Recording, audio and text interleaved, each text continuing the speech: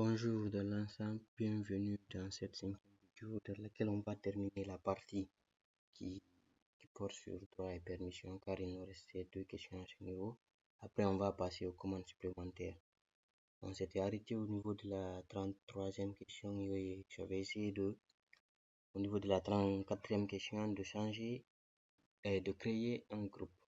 Et j'étais pas arrivé à le faire parce que j'avais commis une erreur au niveau de la connexion en tant que super utilisateur. Je m'étais connecté avec la commande sous.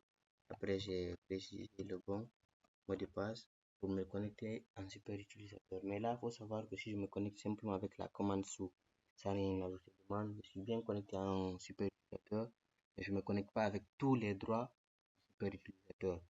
Et pour remédier à cela, ici, par exemple, si vous voyez, quand je fais de groupe équipe, on me dit la commande n'existe pas, tout simplement parce que je suis connecté en tant que super utilisateur, mais je ne me suis pas connecté avec tous ces droits. Maintenant, pour se connecter avec tous ces droits, la bonne commande c'est sous tiret de 6. Et là, avec ce format là, on se connecte avec tous les droits du super utilisateur. Donc, à partir de là, je peux créer les groupes que je vais les supprimer. Donc ici, on nous avait demandé de créer un groupe qui se nomme équipe. Donc on va créer ce groupe là et add groupe équipe. Le groupe existe déjà. Là, le groupe existe déjà parce que en essayant de trouver la solution, je l'avais créé. On va supprimer le groupe. En essayant de trouver la solution, je l'avais simplement créé. Mais là, je viens de le supprimer avec del group. On va le recréer ensemble. Et la commande pour créer un groupe, c'est add groupe équipe. Et là, on dit ajout de groupe. Le groupe équipe a bien été créé. Donc, c'est cette commande-là qui nous permet de créer un groupe. Et la commande qui permet d'en supprimer un, c'est del groupe. Donc là, après avoir créé le groupe, on dit de changer le propriétaire d'un fichier. Du fichier config.conf qu'on avait créé au niveau du répertoire personnel de Alassane pour équipe. Et on va voir déjà d'abord c'est qui le propriétaire et c'est qui le propriétaire et le groupe du fichier en question actuellement. Pour cela, on va lister en format long.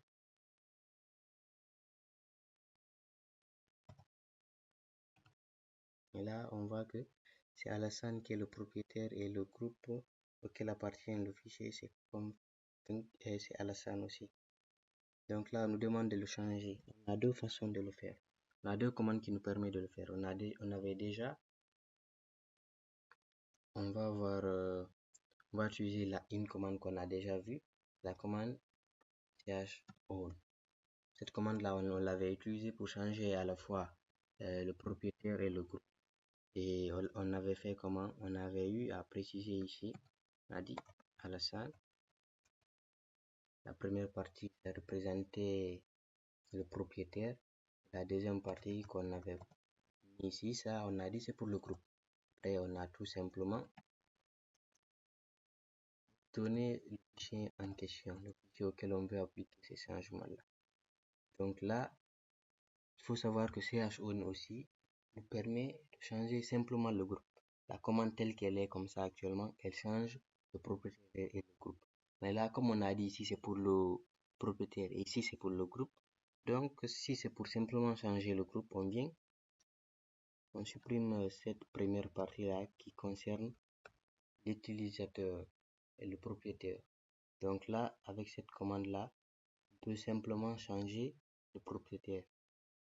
Là, rien ne va se passer vu que c'était le groupe auquel appartenait ce fichier-là, c'était déjà Alassane. Donc là, ça ne va rien changer. Je voulais juste que vous sachiez qu'on peut le faire avec la commande chown aussi. Mais la commande spécifique permet de faire cela, la commande chgrp. C'est cette commande-là qui nous permet de changer le groupe. Et change group, c'est ça qui est abrégé. Cette commande-là qui nous permet de changer de groupe. Pour plus de détails, vous verrez si vous faites chgrp, on vous dit changer le groupe propriétaire d'un fichier. Donc là, c'est spécifiquement le groupe. Là, c'est spécifiquement pour changer le groupe. Alors que CHO, on peut l'utiliser pour changer le propriétaire ou simplement le groupe ou les deux à la fois. Donc là, chgrp nous a dit de lui donner au groupe équipe qu'on vient de créer. Donc équipe, puis on va préciser maintenant le chemin maintenant au fichier. Et là, si on le reliste, on va rappeler la commande puisque c'est un peu long le chemin là. Si on le reliste, on voit que le propriétaire n'a pas changé, c'est toujours Alassane, mais l'équipe, elle a changé, c'est devenu, et le groupe qui a changé, c'est devenu équipe. Et comme je vous disais que la commande chon aussi permet de le faire, on va le faire ici pour que vous voyez que ça marche. Après, on va relister. Et quand on reliste, on voit que c'est devenu Alassane parce que j'ai utilisé chon pour changer le groupe. On va revenir au format auquel l'exercice nous dit de rester, c'est-à-dire donner config.conf à l'équipe, à équipe. Là, on va répéter la commande qu'on a tapée. Donc, il faut retenir que la commande chgrp permet de changer le groupe auquel appartient un fichier. Et ça, lui, c'est son rôle spécifiquement. Mais on a aussi chon qui permet de faire la même chose. Mais lui, il est beaucoup plus polyvalent parce qu'il permet à la fois de changer le propriétaire et le groupe, ou l'un des deux. Après, on nous demande de appliquer des droits récursivement, les droits 755 sur le propriétaire, sur le répertoire projet. Là, pour le faire, comme c'est au niveau du projet se trouve dans le répertoire personnel de Alassane, on va déjà quitter en mode super utilisateur. Okay. Là, on est devenu simple utilisateur et on voit que la conf et il y a le répertoire projet auquel on doit appliquer des droits récursifs. Il faut dire que le répertoire projet contient d'autres projets et ces projets-là aussi contiennent d'autres fichiers. Là, on nous demande d'appliquer les mêmes droits pour tous ceci-là de façon récursive avec une seule commande. Donc, on a dit pour donner des droits, pour appliquer les droits avec au niveau d'un fichier, c'est-à-dire changer les permissions et les droits au niveau d'un fichier, on utilise la commande chmod. Et comme ici, ils nous ont donné la notation octale des droits qu'on doit appliquer, on va les renoter. C'est-à-dire ici, le 7, c'est pour le propriétaire, le premier 5, c'est pour le groupe et le dernier, c'est pour les autres. Et ce 7-là, on a dit que ça donne tous les droits. L'utilisateur 5, ça donne simplement lecture et exécution. Donc, l'utilisateur a tous les droits. L'équipe et les autres, c'est-à-dire le groupe et les autres, n'ont le droit que de lire et d'exécuter. Donc là, si on tapait ça comme ça et que je précisais simplement ici projet, là, les droits ne se seraient appliqués que à projet lui seul, ce répertoire-là, pas les sous-répertoires qu'il contient ainsi que les fichiers contenus dans ces sous-répertoires. Maintenant, pour faire de telle sorte que cela s'applique à tous ces sous-répertoires ainsi que les fichiers contenus dans ces sous-répertoires, on va utiliser l'argument qui permet de faire la récursivité. Et cet argument-là ici, dirait R majuscule. Dans certains cas, c'est pas R majuscule, c'est R minuscule, mais avec la commande chmod, c'est R majuscule. Et quand je fais ça, on va lister de façon récursive pour voir tous les sous-dossiers, sous-répertoires ainsi que les fichiers contenus dans ces sous-répertoires-là, voir s'ils ont bien les mêmes droits. là, qu'est-ce qu'on voit? Que au niveau, en première position, projet, on voit que les sous-répertoires qu'il contient, les sous-répertoires qu'il contient, les sous-répertoires qu'il contient ici ont les mêmes droits ici, c'est-à-dire tous les droits pour l'utilisateur, lecture et exécution pour le groupe et les autres, ainsi que les fichiers contenus dans ces sous-répertoires-là.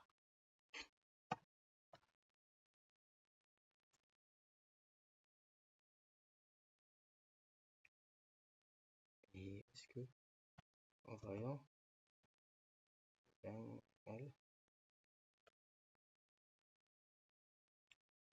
ici aussi, vous voyez que c'est la même chose.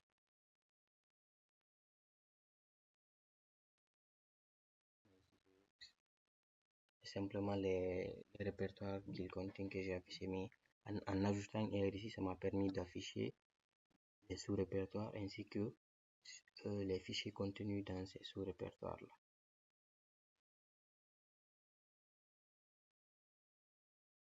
On va passer aux commandes supplémentaires. Je vais effacer ça. Si par exemple je fais ici, projet ici, vous voyez que lui aussi, il a les mêmes droits. Là-bas, quand j'ai affiché, il m'a juste listé les sous-répertoires ainsi que les fichiers contenus dans ces sous-répertoires, mais m'a pas montré les droits du répertoire parent lui-même. Donc là, j'ai relisté mon répertoire personnel pour montrer que il a bien les mêmes droits que ces sous-répertoires ainsi que les fichiers contenus là-dedans. Tous les droits pour l'utilisateur, lire exécution pour l'équipe et les autres. On passe aux commandes supplémentaires. Ici, en première position avec les commandes supplémentaires à l'exercice 36, on me demande de chercher un mot dans un fichier. La commande qui permet de faire cela, c'est la commande grep, qui est REP. C'est cette commande-là qui nous permet de chercher un mot. Après grep, on précise le mot qu'on veut chercher, soit simplement le précisant ou on peut le mettre dans des codes ou double quote. Là, moi, je vais simplement le mettre dans des quotes. Et quel mot nous a dit de chercher? C'est le mot route. C'est le mot route qu'on doit chercher dans le répertoire, dans le fichier passwd qui se trouve dans le répertoire etc. Comme on a déjà le chemin, on va. Voilà.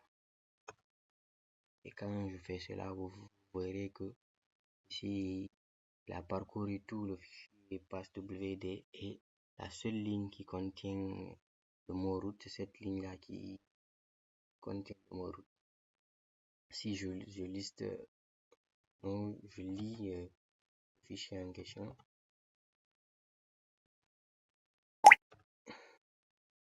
C'est assez long, mais vous verrez que dans tout ça, il n'y a que une seule ligne, c'est-à-dire la première ligne qui contient route. Toutes les autres, non. C'est pour ça que ici, quand on a tapé cette commande-là, c'est une seule ligne qui nous a envoyé. Donc, c'est cette seule ligne-là qui contient le mot route.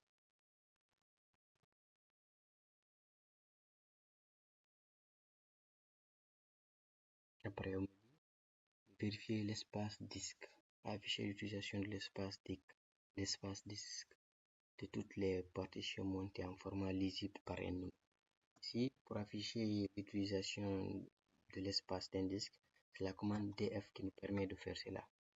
Mais si je faisais un simple df, vous verrez que vous voyez des valeurs ici. Ça, c'est la taille et tout, mais vous voyez que c'est en K. Cette valeur-là, c'est en kilo-octets. Je ne me trompe pas.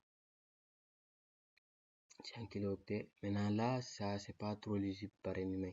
Il y a utilisé, il y a total, il y a disponible, mais c'est beaucoup trop de valeurs. Donc, maintenant, on nous a demandé ici de le faire en format lisible par un humain. Et là, si on fait un df, c'est un argument qui nous permet de faire cela. Après le df, il y a un argument qu'on précise, c'est l'argument hash. C'est-à-dire avec cet argument-là, il nous l'affiche en format lisible par un humain. Donc ici, c'est la taille. Il nous met carrément les en-têtes. Vous voyez la taille fusée dispo. Ici, il y avait bien des en-têtes, mais vous voyez qu'ici, c'était 2K, 1K. Donc, ici, on nous met taille carrément, c'est-à-dire 3,9 Go, c'est 191 mots, c'est-à-dire en Go ou en mots, en giga ou en mots. Cette commande-là, df-h, nous permet de afficher l'utilisation de l'espace disque en format lisible par élément. Après, la 38e question, on nous demande d'afficher les premières lignes d'un fichier. Pour afficher les premières lignes d'un fichier, la commande qui nous permet de faire cela, c'est la commande head. Cette commande-là qui nous permet d'afficher, si je faisais un simple head et que je précisais le fichier, il allait simplement m'afficher la première ligne. Mais là, on nous a dit les 5 premières lignes. Donc, c'est aussi les arguments qu'on va utiliser et c'est l'argument n qui nous permet de faire cela.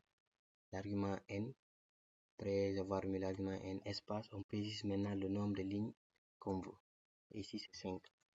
Donc, quand je fais head-n5, ça va m'afficher les 5 premières lignes.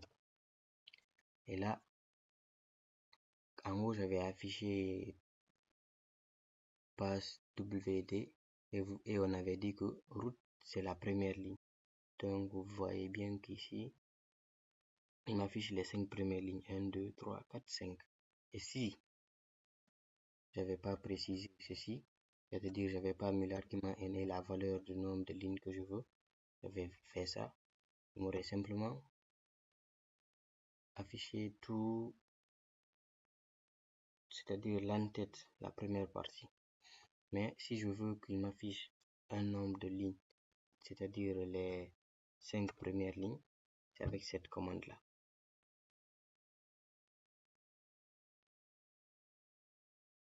Maintenant, après on dit afficher les dernières lignes d'un fichier. Afficher les dernières lignes d'un fichier. Donc là, en 38, on avait vu les premières lignes, mais avec un simple head, il m'aurait affiché toute l'entête, c'est-à-dire toute l'entête du fichier. C'est pourquoi ici on voit beaucoup de fichiers, c'est-à-dire beaucoup de lignes. Il m'aurait affiché l'entête qui contient beaucoup de lignes. Mais pour remédier à cela, comme ces 5 lignes, on nous a demandé d'afficher, on a ajouté l'argument "-n" et on a précisé le nombre de lignes qu'on veut qu'il nous affiche. Maintenant ici, en 39e position, on nous demande d'afficher les dernières lignes d'un fichier. Pour afficher les dernières lignes d'un fichier, la commande qui nous permet d'afficher les dernières lignes, c'est la commande TAIL. Cette commande-là qui nous permet d'afficher les dernières lignes d'un fichier. C'est comme ici, si je fais un tel, je précise le chemin par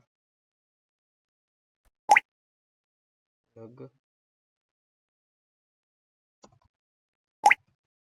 syslog. Est-ce que j'ai syslog? Syslog, pas syslog ici. Donc, on va essayer d'afficher le fichier alternative.log comme dans le répertoire log. Moi j'ai pas ici syslog ni message. On va afficher on va utiliser le premier fichier, la alternative. Si je fais ça aussi, il m'affiche tout, c'est-à-dire la dernière partie. Là, c'est un simple TAIL que je fais. Mais on demande les 3 dernières lignes. Et pour afficher les 3 dernières lignes là, je vais aussi utiliser l'argument n qu'on a utilisé pour l'entête. On fait -n 3 et que je précise le chemin.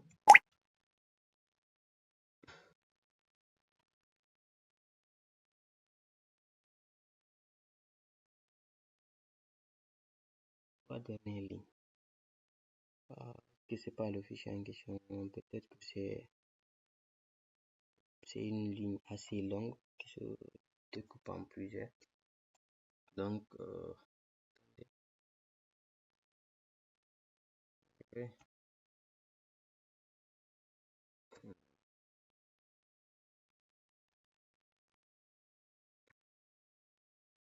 On va aller voir avec un autre fichier. Par exemple, si on prend, et là, on voit bien qu'il nous affiche que 3 fichiers. Là, le problème, c'était quoi? Avec le fichier qu'on avait choisi ici, alternative.log, c'est les 3 dernières lignes qui sont là. C'est que, mais le problème, c'est quoi? C'est des lignes assez longues. Mais là, comme l'écran est partagé en deux, on ne peut pas les voir. Donc, s'il essaie de les afficher dans cet espace-là, il y a un retour à la ligne qui s'effectue. Pour ça, on a plus de lignes qu'on a demandé. Mais là, comme ceci-là, c'est avec ceci-là ne sont pas assez longs, il nous affiche que les 3 dernières lignes. Je rappelle par exemple la première commande ici. Je passe.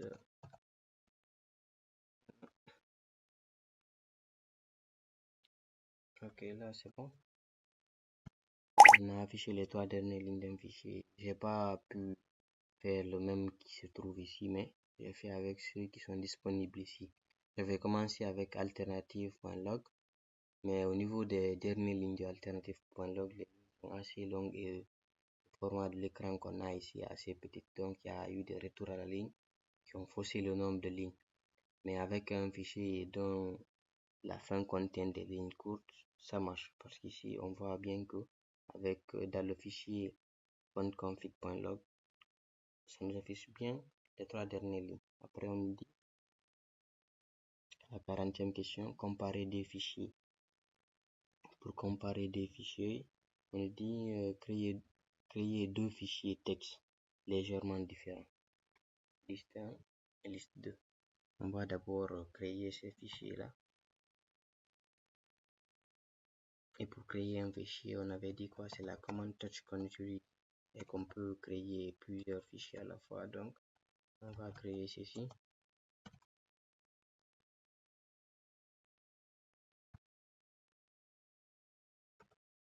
Et voilà, les fichiers ont bien été créés. Mais pour pouvoir les comparer, on va mettre quelque chose dedans. Pour cela, il y a 2 façons de faire. On peut utiliser 2 types d'éditeurs. On peut utiliser VI ou Nano. Là, je vais vous montrer les deux, car on a 2 fichiers. Donc voilà, ça s'y prête bien.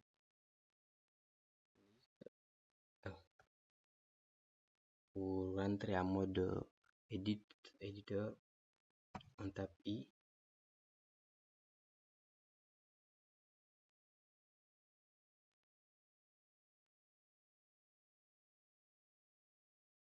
C'est quoi tout ça?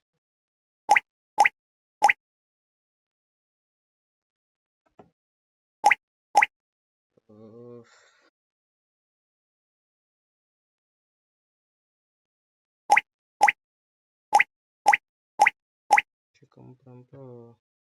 Ok, on va ressortir. Et pour ça, on va faire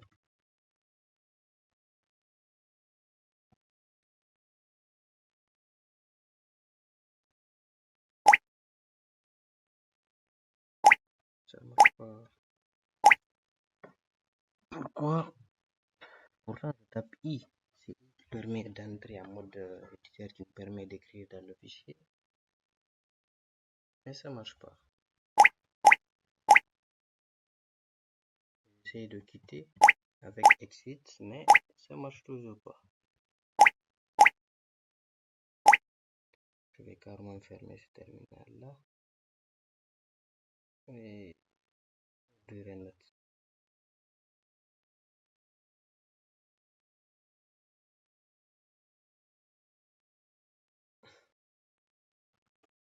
On a 2 fichiers ici, donc on va continuer avec eux.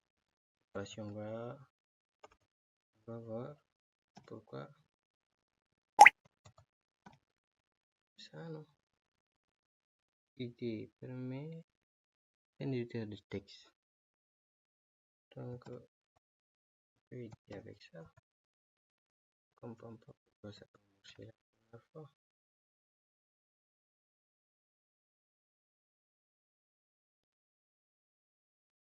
Et là, comme tout à l'heure, je tape I, mais ça marche pas.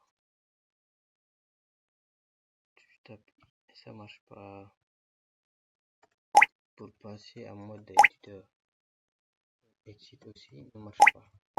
Peut-être que le paquet a un problème ou pas. Mais on va cette fois-ci utiliser Nano pour pouvoir passer cette étape.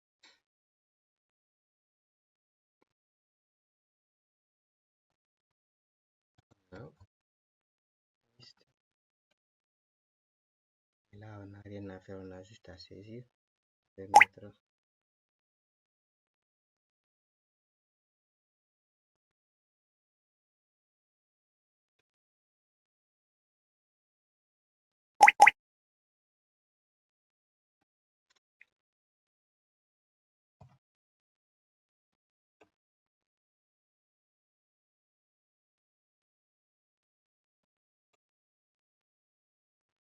alors, c'est juste des lignes que je suis en train de mettre pour pouvoir les comparer après. Ici, Diallo. Donc, on a toujours Canor, Diallo. CTRL X, O. CTRL X, O.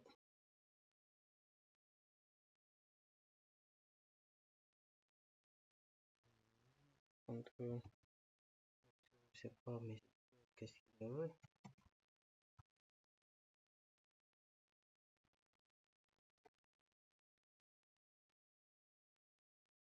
Écraser. Oui, on va avoir de vie. On va faire la même chose. On va écrire aussi dans. Pourquoi ici? Ok, je vais juste éditer ça. Je vais enlever le scanner ici. Et je vais ajouter barre. Après,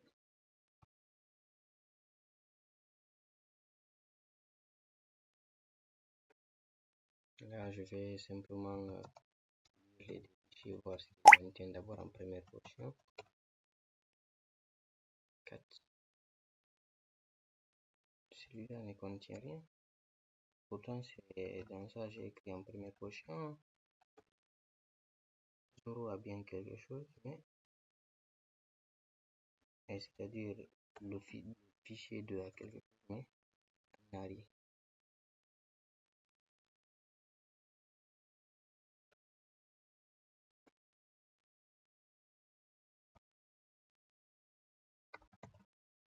Nardo,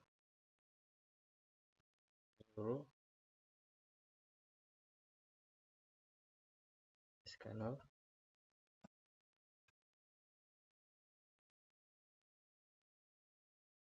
va, après, va se limiter là.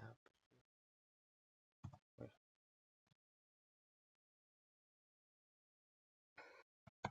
Je comprends pas si il y a un problème avec le fichier là ou.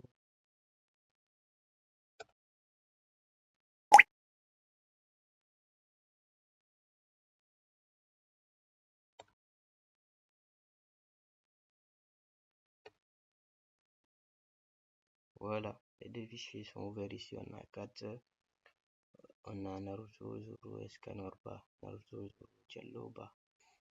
Maintenant, on va les comparer. Pour les comparer, la commande qui nous permet de faire cela, c'est la commande diff. On met le premier fichier, 1, et le deuxième fichier auquel on veut le comparer. Là, on a nos deux listes, on va les comparer, après on va interpréter les symboles qu'ils vont nous donner. Là, vous voyez qu'ici on a 3, 5, Et après, on a C et ça. Ici, c'est-à-dire que ce C-là présente ce qu'il faut changer pour que le deuxième fichier correspond à ce premier-là. C'est-à-dire, ça, c'est manquant ici, quoi. Donc, voilà. Ici, on a dit que la première, la troisième et cinquième ligne au niveau du premier fichier est différente de la troisième et quatrième ligne.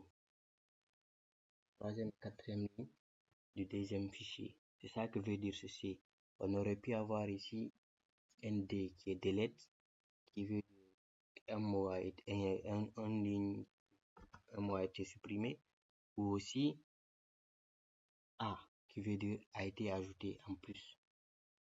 Donc c'est cette commande là qui nous permet de faire cela et c'est comme ça que ça marche. Après on dit archiver un répertoire. On dit d'archiver le répertoire court.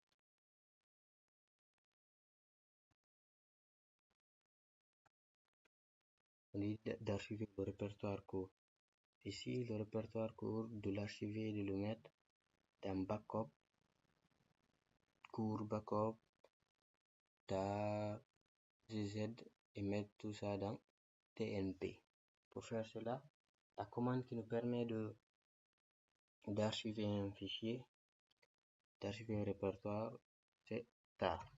Avec cette commande là, on peut archiver. Maintenant, on dit ici archiver et compresser le répertoire.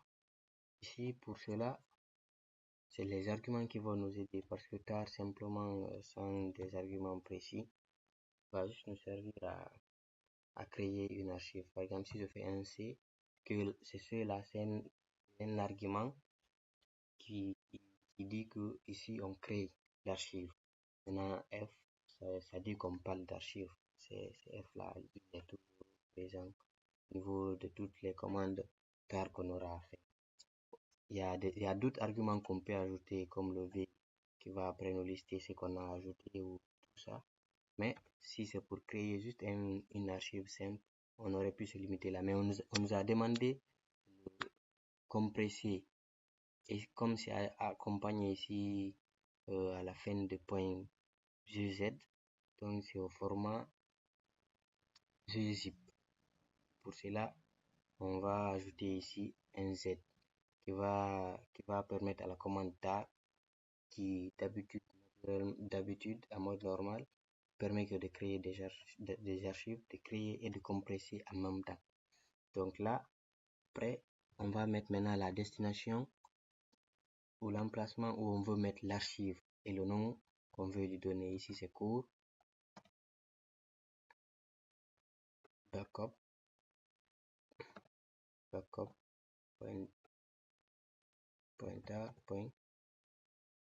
.gz. Maintenant, qu'est-ce qu'on veut mettre dans cette archive, cette archive compressée là? C'est quoi? C'est le répertoire court. Donc on va le répertoire court qu'on va mettre dedans. J'ai le répertoire court, non? Quoi? Court. Ok, il est bien là.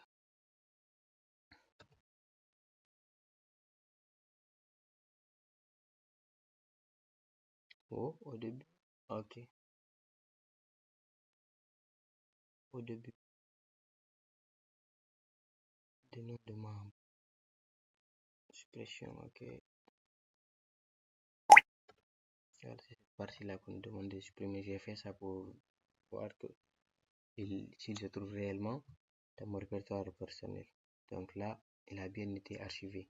Et pour voir s'il a bien été archivé, on peut lister ce que contient. On peut lister. On va le faire en format là.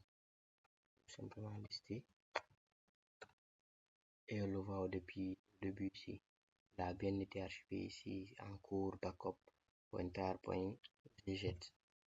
C'est comme ça qu'on archive avec le format gz. Tout se passe avec les arguments ici. Z, l'ajout de z ici, c'est l'ajout de ce z là qui nous permet de le compresser en CGZip. Et tar, c'est l'archive. On aurait pu le faire en 2 étapes. Créer d'abord l'archive et après la compresser avec gzip. Mais ça là, c'est la façon la plus courte et la plus rapide. Donc, c'est mieux d'adapter ça et de s'habituer à ça. On dit d'extraire une archive. Ici, c'est l'archive qu'on vient de créer là, qu'on nous demande d'extraire. On dit extraire l'archive, cours backup, créé dans l'exercice 41, c'est-à-dire en haut ici, dans le répertoire restaurant. Oui. Mais comme on n'a pas le répertoire restaurant au niveau de TMP, on va le créer d'abord pour qu'on puisse après mettre l'archive là-dedans. C'est qu'on va extraire là-dedans, quoi. Donc, on va créer restaurant. Et restauration plutôt. Restauration. Et on a restauration. On a bien restauration ici.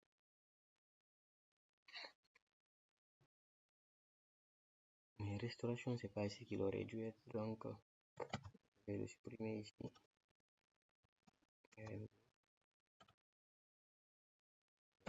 On va le mettre dans TMP. Restauration. Ici, on liste. On a bien restauration ici. Maintenant, on va extraire ça et mettre dans restauration. Pour extraire, c'est toujours la commande tar. Et tout se joue aussi au niveau des arguments. Je vous avais dit que le C, c'est pour créer l'archive. Maintenant, si c'est pour extraire, c'est X. C'est l'argument X qui nous permet de faire cela. Et toujours comme on extrait d'une archive compressée en format G, on ajoute le Z et F qui suit toujours. Et là, on va préciser la destination où on veut mettre ce qu'on va extraire. Et on a dit c'est dans restaurant et restauration. Après, on fait un C. Donc, je crois que c'est plutôt ce qu'on va extraire, le chemin de ce qu'on extrait qu'on met ici en première position. Après, il y a un argument C majuscule. Là, c'est pas le petit C qu'on avait mis. Quand on ajoute ce C là, en extrayant, ça nous permet de préciser le chemin vers lequel on veut mettre ce qui va être extrait. Et là, on va mettre cela dans restauration.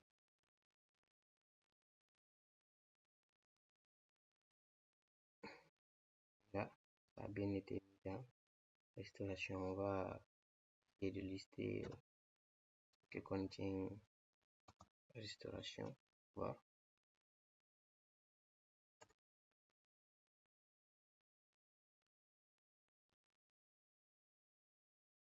Et on voit bien qu'il y a cours dedans. C'est que c'est ce cours là qu'on avait compressé à un cours backup.tar.gz. Et là, quand on l'a extrait, on l'a mis dans le restaurant, on retrouve bien ce cours qu'on avait compressé et archivé. Après avoir extrait cette archive là, qu'est-ce qu'on nous demande? On dit afficher les processus en cours. La commande qui nous permet de faire cela, c'est la commande ps. Cette commande là qui nous permet d'afficher les processus en cours. Et quand on fait un ps, on voit que là, il nous a demandé d'afficher et d'identifier le processus bash. Et là, avec un simple ps, on voit bien que il y a le processus bash ici qui est la commande elle-même, parce que elle est en exécutant, elle devient un processus. Donc, elle est bien là. Maintenant, il faut savoir que PS a beaucoup d'arguments que vous pouvez consulter ici, les formats d'affichage et tout. Mais celui que je trouve le plus important ici, c'est ce format là, PS AXI. Ça nous permet d'afficher tous les processus de tous les utilisateurs, pas seulement de l'utilisateur avec lequel on est, de tous les utilisateurs, les détails du processus, tout. Donc, quand on fait MPS ou HI, on voit là tous les processus de tous les utilisateurs. Vous voyez, il y a l'utilisateur Alassane, il y a l'utilisateur root. Et quand on regarde bien, on a toujours bash qui est là. Euh, le, le processus bash, le voici. Donc vous pourrez parcourir tous les arguments là et voir celui dont vous avez besoin. Après ça, on me dit de chercher un fichier. Pour chercher un fichier, on a des commandes qui permettent de faire cela et la première commande, c'est la commande locate. Locate permet de chercher un fichier. Maintenant ici, on nous dit de chercher tous les fichiers portant le nom passwd. Donc là, on précise locate passwd.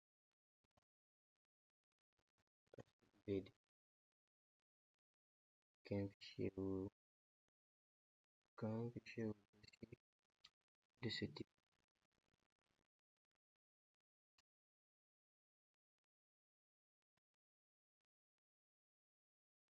Qu'un fichier de ce type.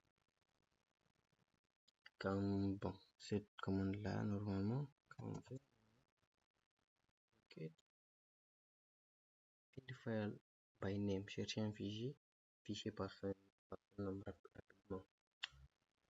Cette commande là qui permet de faire cela, mais je sais pas pourquoi elle ne prend pas ici.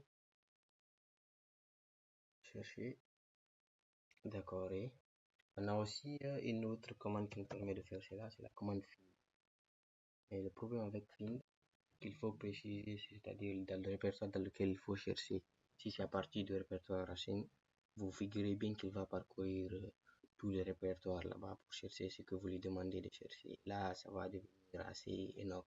Il va vous donner beaucoup de choses. Pour éviter ça, quand vous lui dites de chercher dans le répertoire et de chercher un fichier, vous lui dites à partir du répertoire racine, dites-lui que vous cherchez un type bien particulier qui est fichier. Et aussi, vous le précisez le nom que vous cherchez. Ici, le nom qu'on cherchait, passwd. Et là, quand on fait ça, il faut savoir que là, je suis un simple utilisateur. Donc, s'il essaie de parcourir tous les fichiers à partir du répertoire racine, il ne va pas pouvoir accéder à tous les dossiers. Donc, ils vont nous afficher beaucoup d'erreurs en plus de ce qu'ils cherchent. Vous voyez, il a bien trouvé ici passwd. Vous voyez qu'on a beaucoup d'erreurs parce que ça, c'est pas les fichiers qui portent le nom passwd, mais c'est des messages d'erreur. C'est pourquoi vous voyez find au début, parce que ça nous renvoie des erreurs. Maintenant, si on veut éviter ces erreurs-là, on peut, vous savez qu'il y a deux sorties, c'est-à-dire la sortie standard et la sortie des erreurs. Et là, on peut rediriger la sortie des erreurs vers un répertoire nil. Et pour rediriger ça, vous allez voir les flux. Normalement, on n'a pas vu ça ici, mais je vais juste le faire ici pour que vous voyez que c'est possible. De lui, ça marque la sortie des erreurs. Si j'avais mis un ici, ça aurait été la sortie standard. Là, c'est pour lui dire de réduire tout le flux de la sortie d'erreur vers un autre fichier. On a un fichier en Linux qui contient un fichier dans lequel tout ce qu'on met disparaît, c'est-à-dire dans le fichier.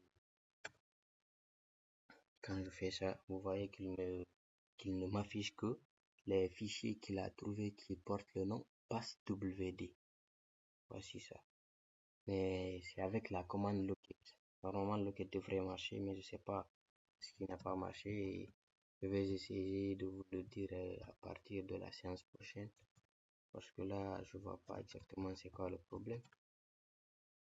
Qu'un fichier ou dossier de ce type. Si je ne me trompe pas, locate cherche à partir d'une base de données. Mais comme c'est avant cette vidéo que j'ai eu à installer cette commande-là, peut-être que cette base de données n'a pas été remplie par tous les fichiers du système. C'est sûrement ça le problème parce qu'on dit plocate.bd,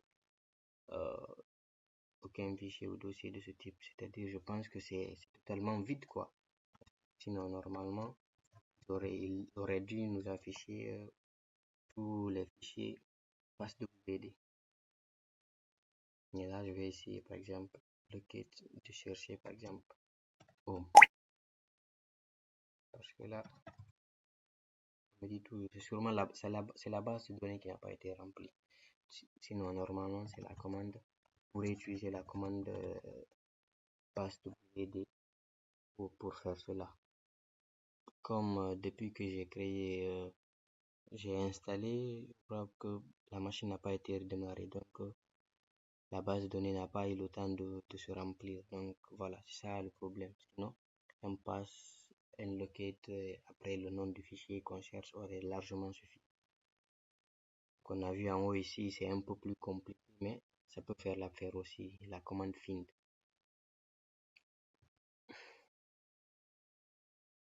Voilà, elle nous affiche les fichiers. Si on avait utilisé un locate que ça avait pu marcher, il aurait sorti un truc déjà.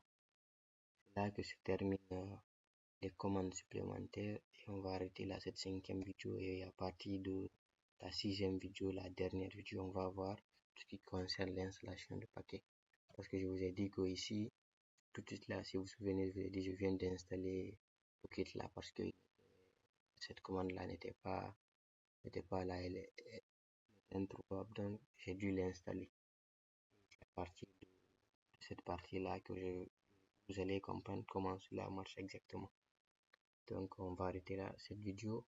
À partir de la vidéo prochaine, on va voir installation de paquets.